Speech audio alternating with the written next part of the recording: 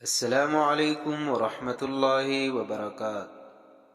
ہندوستان میں ایک بڑے بزرگ مولانا تمیز الدین گزرے ہیں، جن کو لوگ منشی صاحب کہتے تھے۔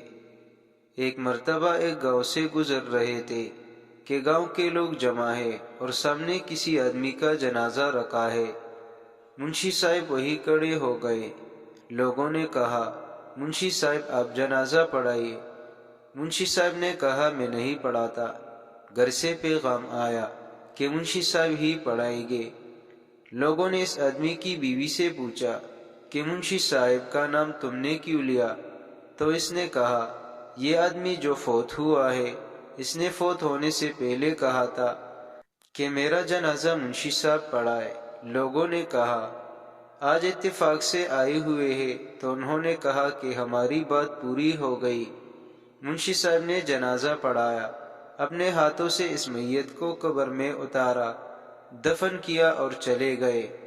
جب دفتر میں پہنچے، جیب میں دیکھا تو ملازمت کا کارڈ غائب تھا۔ خیال آیا کہ جب میں نے اس بزرگ کو قبر میں اتارا تو وہ کارڈ بھی قبر میں گر گیا۔ ملازمت کا مسئلہ تھا۔ اسی وقت واپس آئے، گاؤں کے لوگوں کو جمع کیا اور کہا کہ انہیں ابھی دفن کیا، میری ملازمت کا مسئلہ ہے، تھوڑا سا مٹی کو ہٹاؤ تاکہ میں اپنا کارڈ اٹھا لوں۔ سب لوگ جمع ہو گئے۔ انہوں نے کہا کہ منشی صاحب بڑے اللہ والے ہیں، کوئی بات نہیں۔